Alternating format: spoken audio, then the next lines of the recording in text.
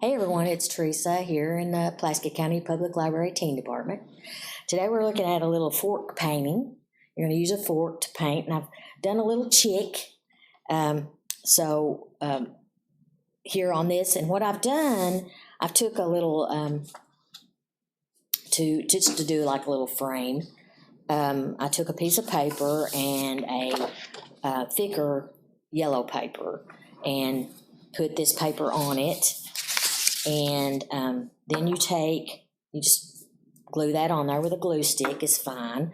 And then I take the yellow paint and put that in this little thing. And then you do the fork, and then you start just doing this. And so what I did was just take some paint on your fork, and you just start going out making a circle for your little chick.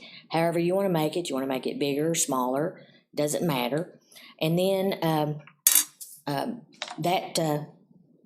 you don't have to wait for that to dry, because you can, while the paint's wet, you can put your googly eyes on there, whatever kind of googly eyes you want, and then you can cut just a little piece. I just use a little piece of construction paper where I cut a little beak off, and you can stick it right on there. So and where the paint is wet, it'll dry. So you don't have to worry. And then the feet was just a drawing with a pen or a pencil or, a marker, however you want to do the feet.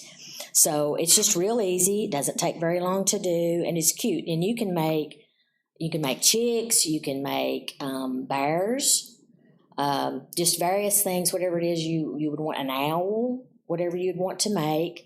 You could just have fun with it and make whatever you want to, just out of fork painting, and just put little things on it, and there's your little chick.